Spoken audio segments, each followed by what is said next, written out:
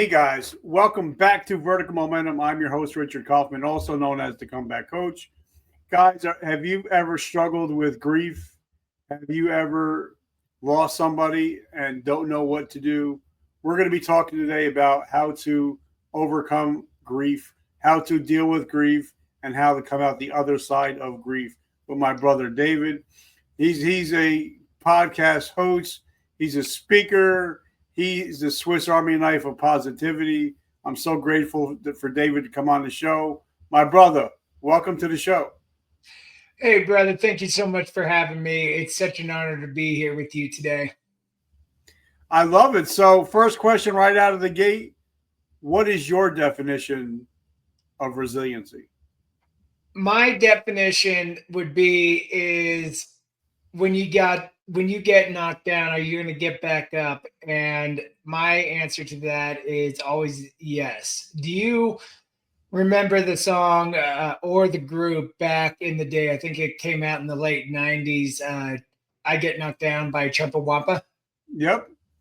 And that was always my favorite song back in those days. And I remember the time when I first got knocked back down, and I had the choice to either crawl into a corner and let my family deal with the situation that was happening, or am I going to get back up? And that was when my resilience was tested for the first time, and that's when I got back up. And no matter how many times you get knocked down, you have the strength within yourself to be able to get back up. And All right. that's So, you know, we're going to be talking about how to get back up, and we're going to be talking about resiliency. So, give us a quick down and dirty. Where'd you come from? Where'd you grow up? And how did you become the master of overcoming grief? Yeah, I live in Denver, Colorado.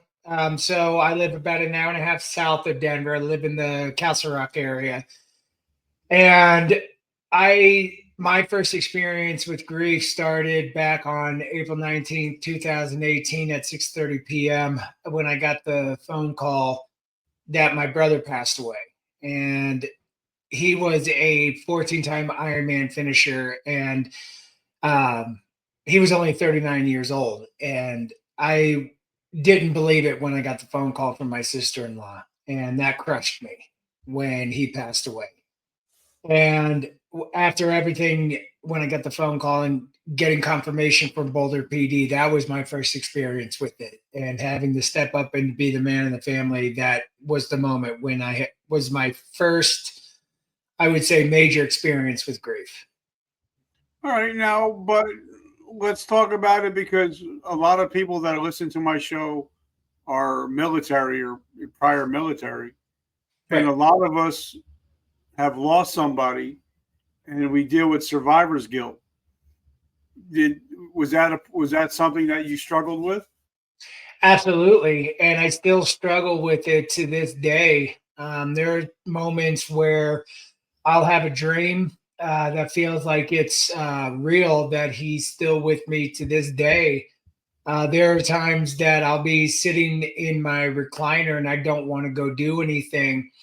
And what pushes me to continue to do what I do with my mission on honoring my brother's legacy, that because that's where my business is founded on, is to one, take it one step at a time and continue to honor his legacy, but it's to stop looking in the rear view mirror and get unstuck and honor him by remembering the times and the good memories and being with those who are family within my life that remember Joe's memory, and to continue to push forward and have the resilience within myself to continue to build the mission on serving those who have lost a loved one or who have been in situations that have impacted their lives.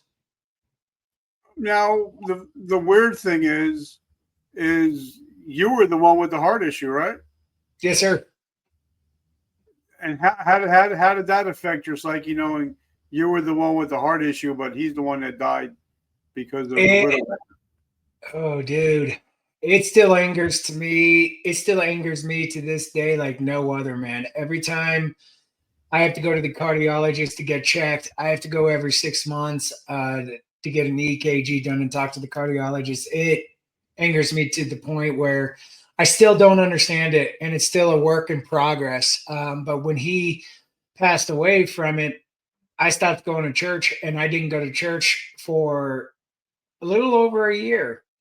And I could not grasp or understand why God would take a 14-time Ironman finisher and a man with such passion and resilience to be able to change his body and compete in a race like that, and who would drop everything for somebody, anybody in his life, right? And to go help them. It really messed me up because even in my early 20s, I had to have heart procedures to slow my heart rate down because I was having atrial fibrillation. And he was always there by my side. And then he had this one heart condition, and that was it. And I would have these nightmares where when he passed away in the bathroom at his work, I was so angry that two strangers from his work got to be there with him in his final moments and that I couldn't be there with him. And I would have these nightmares where his eyes would be wide open and he would be terrified. And I wish that I could trade spots with him because I was a heart patient, not him. And it's still something that I struggle with on a daily basis. Now, did he, after the autopsy, did they find out that he had a pre-existing condition? It was a pre-existing condition because it was a genetic disorder that we found out later after that was all said and done. It came from a side of one of our family members, and it's something that I have to be followed for, and the other person in my family. And we have to go get CT scans every 2 years to make sure that the aortic wall doesn't show any signs of softening or weakening. So it's something that I have to live with on a daily basis as well. And also that other person in my family as well. So I'm sure that you suggest anybody that's listening to us to make sure they go get their physicals, make sure they get checked out, make sure that they're always making sure that their ticker is okay.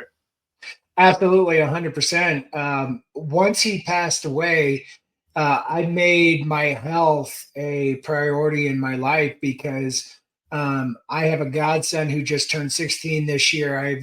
My cousin has 3 beautiful kids, and at that time I was about 290 pounds, and I decided to shift my perspective on eating and stuff like that, and I lost 85 pounds and shifted everything and began to get healthier. So I highly, highly encourage everybody who watches your show, don't ignore the signs. If your heart is starting to act funny or anything, go to the doctor. That was something that my brother, before everything happened, he was hanging out with my folks over here at my parents' house, and he started talking funny and acting funny. And he made an appointment at the cardiologist, and they couldn't see, or his primary care doctor, and they couldn't see what was going on. And unfortunately, they didn't catch it, and he's gone now. But make your appointment if you're not feeling right. Go and check it out. All right. So now let's talk about, because once somebody passes away, there's a bunch of different stages that people go through, whether it's anger, anxiety, depression, elation, because a lot of people realize, hey, I'm grateful that they were in my life. I had them in my life. So talk about the stages of grief that you've learned about since your brother passed. Yeah. For me, it was at first, as I mentioned earlier, it was anger. And I was stuck in that anger trap for nearly 9 months. And once I was able to work on myself and starting the process, then I was able to find some sense of peace for the 35 years that I had with him. And that took some time to find that. And I hit the emotion of loneliness, because it was just the two of us. He was the older brother, and we did everything together. We were Disney fanatics. We loved going to Disney, even into our mid to late 30s, and we took our wives with us. And when he passed away, I didn't really have a lot of people in my life. And then I reached out to communities just like yourself, Richard, and Michael Faber over at the Unleash You Now family. And I've been a part of that since 2020, and that's been a godsend. And that loneliness, there are still times I still feel it, but uniting with the family. One of the other ones was the anxiety. Will this happen to me? Will, do I have a purpose in life? And then getting to manage on the anxiety and the depression, and finding strategies and tools that work for me, which I have found to be able to bring the anxiety and the depression and missing my brother and working on that and going beyond that. Those were the top three for me, that it took time for me to find and be able to work through it, but it was a beautiful thing once I was able to find the family. That it doesn't always have to be about blood. You can choose the family that you want, and getting out of that anger and getting happy and reconnecting with the passions in my life and getting control on the anxiety. That's something that you brought up was community.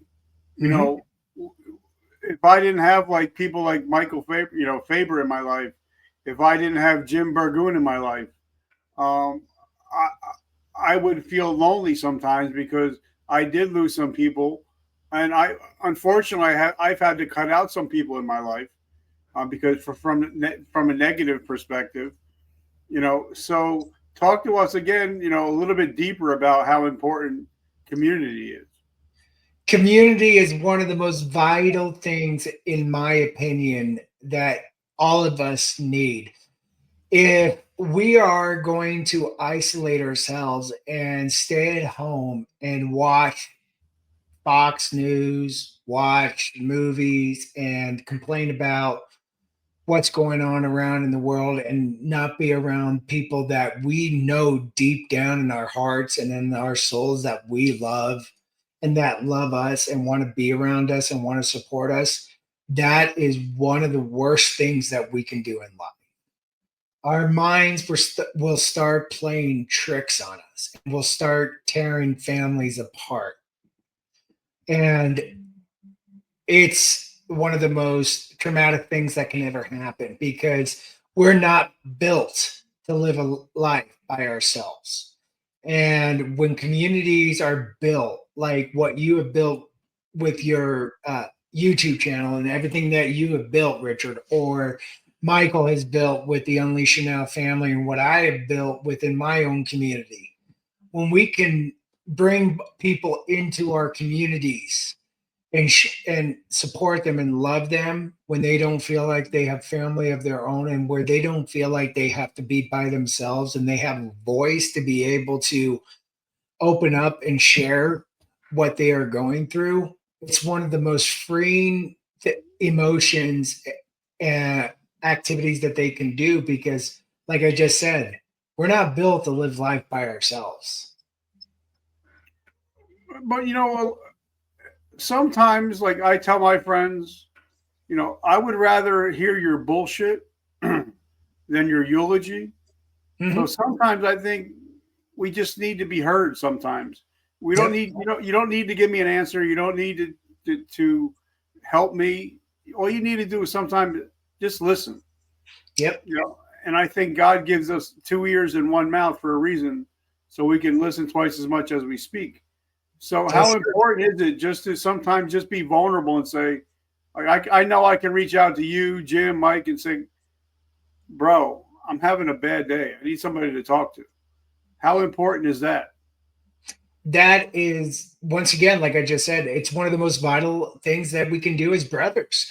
There are so many times that I've reached out to Jim, that I've reached out to Michael, and now having you in my inner circle, Richard, is one of the greatest things that God's given me, because I have a very small inner circle. But when we can reach out and say, hey, bro, I am struggling so much today, I need to just vent.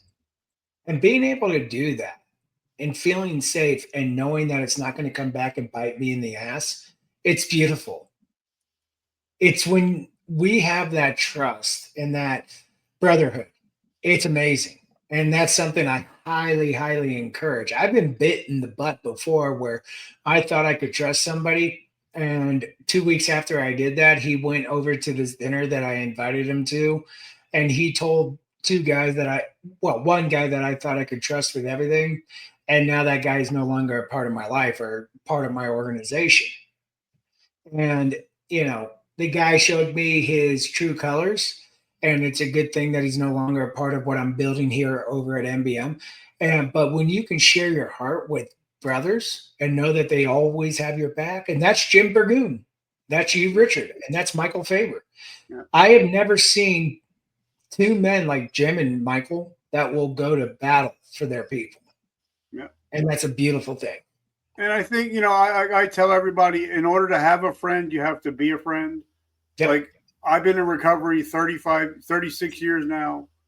I know about anonymity, where if you tell me something, it does not go any further from my lips. You told me something in confidence, it ain't going anywhere. Right. And I think once you have a relationship built like that, that's when you can really open up and say, I'm struggling with this. I'm struggling with this. I might be struggling with some suicidal ideations, but you know that, hey, I trust this guy or girl. That's when you can really open up and be you. You know what I mean? I do.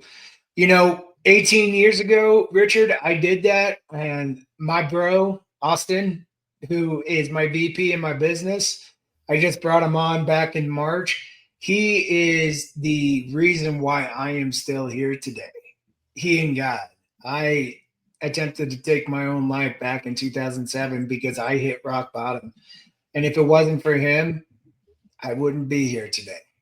That's why it is important to have 2 or 3, maybe more. I don't know. I try to keep it small because not everybody needs to know your business. Yeah. But Austin has always been the one person back in those days and still today that I could say, hey, this is what's going on. And the struggle is real. And he goes, okay, I'm there. When my brother died, I didn't even have to say anything. He was in his car and he drove 10 hours down from Iowa. His wife was 8.5 months pregnant with their first son. And he spent a week with me. That's what true friends do. Michael Faber flew down last year to Florida when I had to cancel an event because the numbers didn't meet up. Michael Faber and Dr. Rob McClellan flew down to spend my birthday with me. And I spent a week with Michael and Javier Santana. That's what true friends do. When they knew I was not happy with having to do that. So that's why it's important to have those friends and brothers. And I think there's a difference. People really need to know the difference. There's a difference between followers and friends. Yep.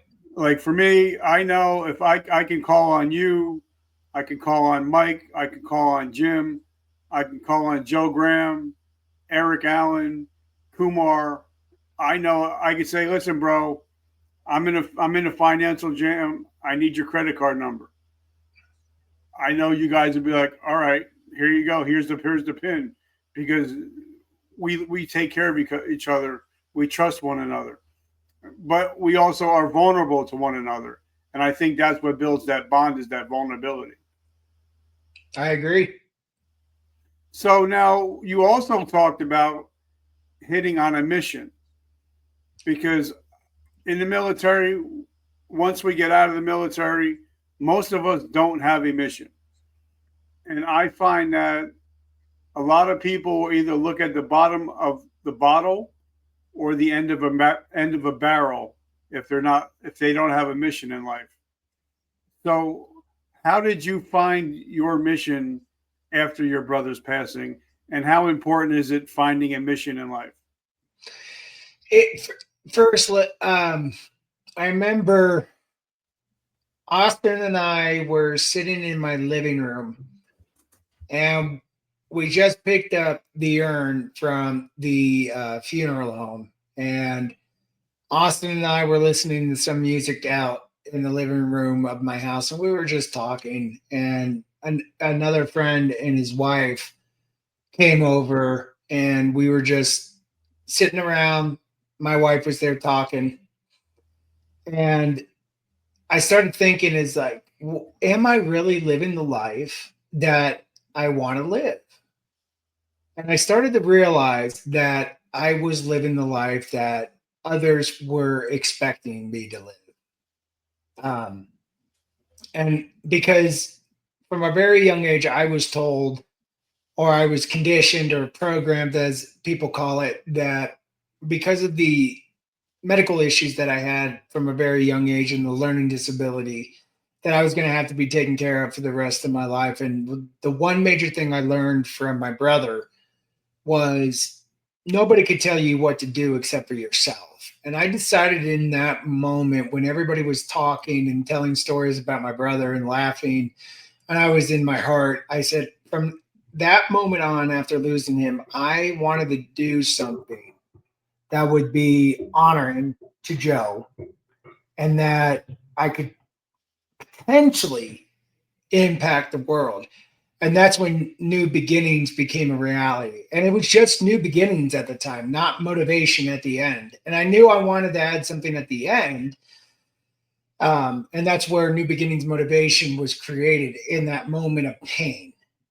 And that's when I decided that I wanted to take the pain of losing my brother and turn it into a positive fuel source, because I didn't want to fall off the side of the world and just go completely quiet. I didn't want people to lose sight of me. And so that's when I decided to start small and start building. And then in 2020, that's when I met Michael Faber, and we started building our relationship and our brothership and our friendship. And then he started teaching me everything about it. And that's when I decided to as of this year, we were going to serve those who are still struggling after the loss of a loved one. And we've been building and creating, and that's when everything became just, it exploded to the point where now that this is where we're going with the publication of my book, the summits that we have been running ever since February. And it's just been one thing after another, and it's been a beautiful thing. And when I did that, instead of going to binge eating as I used to do in the past when traumatic things happened, I decided I wanted to do a positive thing for myself, because I knew if Joe was alive, or if he could come back down from heaven, he would kick me in the ass, going, "What the hell are you doing, Dave? I don't want you to ruin your life because I'm no longer here. I may not be here physically, but I'm still in your heart." And I said, okay. I'm not saying, Rich, that I did everything perfect. I messed up along the last 7.5 years since his death.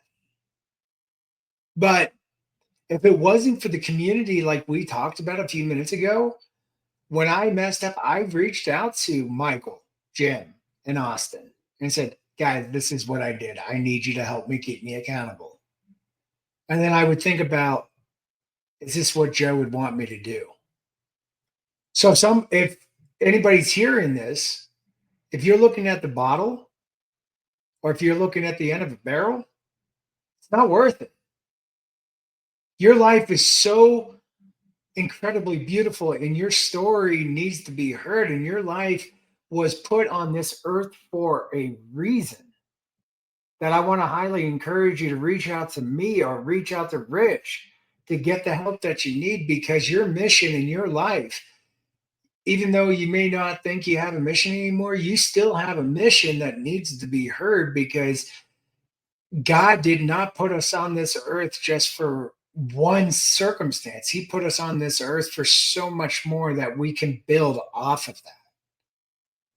So now this is a teaching podcast. So what would be your top 3 pieces of advice for somebody that's just had a loss in their life? First one is, let's get unstuck.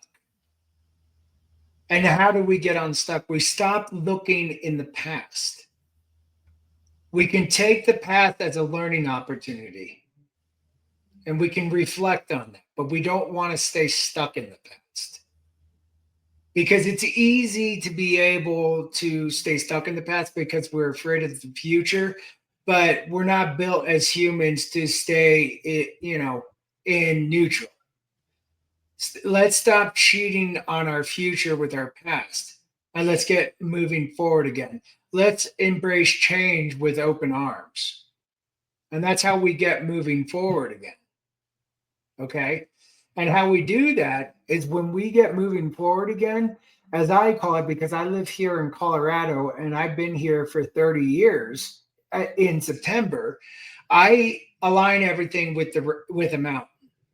And when you prepare to enter a base camp, as you're preparing to climb a mountain, and I love that you guys served in our military, and I should have said this sooner. Thank you all for your service and protecting our country. We're truly grateful for each and every one of you. So from the bottom of my heart, thank you all so much. When you're getting ready to climb a mountain, you're going to enter this base camp, right? You're going to want to get your crampons. You're going to pack your backpack with food, extra rope, your tent, warm clothes. But when you enter the base camp, you're going to meet other fellow climbers and you're going to start connecting with them. And you're going to want to make sure they know what you're going to do. But most importantly, you're going to meet your guide. If you meet a guide that is wearing a Tommy Bahama shirt and shorts and sandals, and he's going to climb that way up in the mountain, do you think you're going to want to follow that guide? Or are you going to want to follow the guide that has the hiking boots, the jackets, the extra crampons, the extra ropes, and actually knows how to climb the mountain, where you can build trust, where you can connect to? When it gets hard, you can lean on, where you can trust. This is where the trust factor comes into play. This is where you can start moving forward again. And when you start rising above the base camp, that's where you can begin to move forward. And that's where the healing process can begin. And when you see that, that's when you can begin to reclaim your life. Maybe there's a part of your life that you didn't realize went dormant at the loss of that loved one that you absolutely love to do. And you bring it back with your fellow mountaineers and your guide. And it brings so much joy back in your life. And you're starting to feel that joy and you're starting to see the light coming over the peak of the mountain. What do you think you do after that? You start celebrating your small wins. Yep. You're reclaiming your life. And as you keep ascending the side of the mountain, it's not a fast journey. Think about when you were racing an Ironman or making a Thanksgiving dinner, right? It's not a quick prep time. It takes time to build. It's the same thing when you're climbing the side of the mountain. But when you're reclaiming a certain part, you also want to reinvent yourself as well, and intertwining that old part of yourself with the new part. But when you start reclaiming yourself and reinventing yourself, that's when you start seeing the snow at the top of the peak. That's when you start seeing the summit. And you start feeling the excitement in your heart. It doesn't mean that you're leaving your loved ones behind that have left us. Remember what I said earlier. They're still in your heart.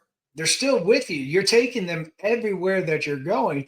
And then when you're climbing that side of the mountain, the urge to want to pick up that bottle starts slipping away and you're leaving that behind and you don't want to grab it.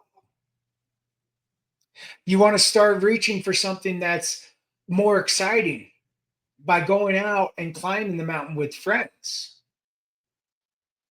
And you have that purpose and that fire within your heart and soul that you want to bring more people on your climb towards the summit because you want to leave that firearm behind, that barrel. And when life gets difficult as you're climbing the side of the mountain, instead of going back to the bottle and the barrel, you want to be with your fellow mountaineers and your guide and say, hey guys, I don't know. I feel like old habits are coming back. And then we all come around and we all circle around you at the campsite as we're hunkering down for the night. And we talk about it. We lean into each other and we support you and we love you. And that's the way that we can all continue to climb and support and love each other. You know, and I love what you're talking about, but it also brings me back to an old Bible quote. You can't put new wine into an old wineskin. And that in order to move forward, you have to be able to reimagine and reinvent yourself, right? Yes, sir. So that's so important to realize. I know where I've come from, but I'm not where I'm going. You know, even like Wayne Gretzky, if you guys are hockey fans, he says, "I go where the puck is. I don't go where the puck was." Yeah. So I think it's important that at a certain point, if we want to change our lives, we have to reimagine and reinvent ourselves, and it might take time. It's going to take some time. You know, even in recovery, they talk about time takes time. But I think in order to climb that mountain, you have to fly to the place that has the mountain. Yep. You know what I mean?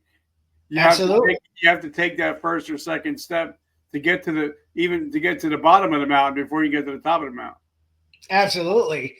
And I love that you brought up that sports analogy because back when Peyton Manning was the quarterback for the Denver Broncos, and we had the highest scoring offense, I think it was in 2013 when we went to the Super Bowl and got our butts kicked by the Seattle Seahawks. And the following year, the offense came back and we couldn't put up the same numbers in 2014. You never know what the destination is. Sometimes you just can't recreate what you had the year before. And that's where you just got to keep going. And I'm glad you brought that analogy up because I am a huge, what do you call it? Sports fan. So I appreciate that. So now you have something special coming up the week of July 20th. I'm grateful to be a part of it. So talk about what's coming up that week. Yes, sir. Thank you so much. I'm excited for this. This is going to be our fourth virtual summit. And I call it the Mountain Summit Virtual. Like I said, I do everything involving the mountain. And our theme for this event is Beyond the Goodbye, Honoring the Legacy. We want to encourage everybody to come to this because I am inviting over 20 incredible men and women who are going to be sharing stories from their lives about opening up and having the courage about how they had the ability to overcome the loss of their loved one and how they're honoring their loved ones, and to be able to inspire everybody on Facebook and to be able to create that legacy for their loved ones that are still with them today. We are offering a VIP package offer with this. It's very, very low cost. But the reason why I wanted to do this is there are so many virtual events out there. There are so many in-person events, but they're charging thousands of dollars for this, right, Rich? And my intention with this is not to charge thousands of dollars because our world right now is in chaos and our world is engulfed in fear. And I wanted to pull something together with amazing hearts and souls where you can come together and be a family and be loved and be family. And I wanted to offer this out to your community. And I'm so incredibly excited that you're going to be a part of this and sharing your mission and honor the legacy of those that have left us, but also to honor the legacy and create that legacy for those who are still with us. Yeah. So then how do we get in touch with you? How do we get into your ecosystem? So if you look up, and we'll have to put this in the chat and everything, and I can send this to you because my last name is not the easiest to spell, but you can contact me through DM David Vrablik, and you can look me up on Facebook. I am rolling out the first speaker today for the event. So you can contact through me that way. You can also contact me through my VP, Austin Cunliffe.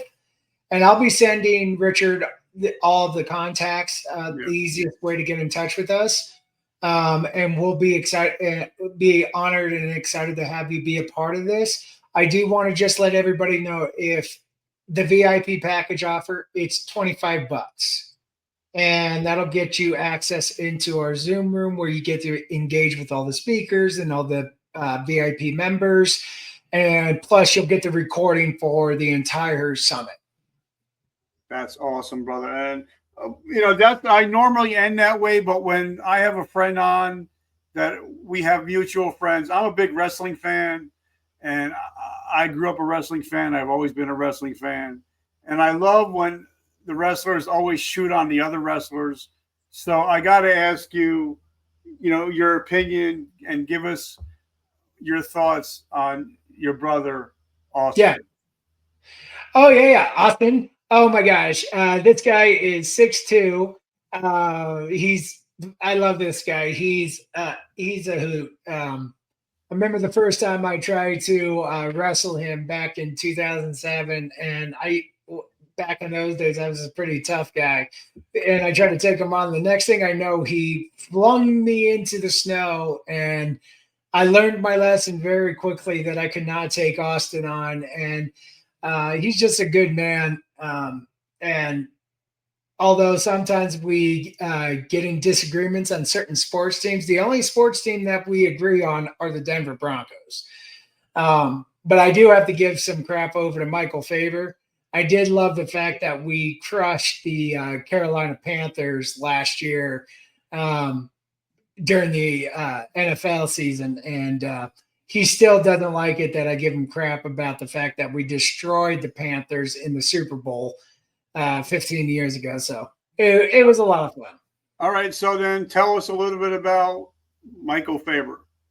Michael Faber, oh my gosh, this guy is, if you guys do not know Michael Faber, you need to get to know this guy. He's one of the biggest hearts that I have ever met. He runs Unleash You Now. He's got so many events that he puts on throughout the year. My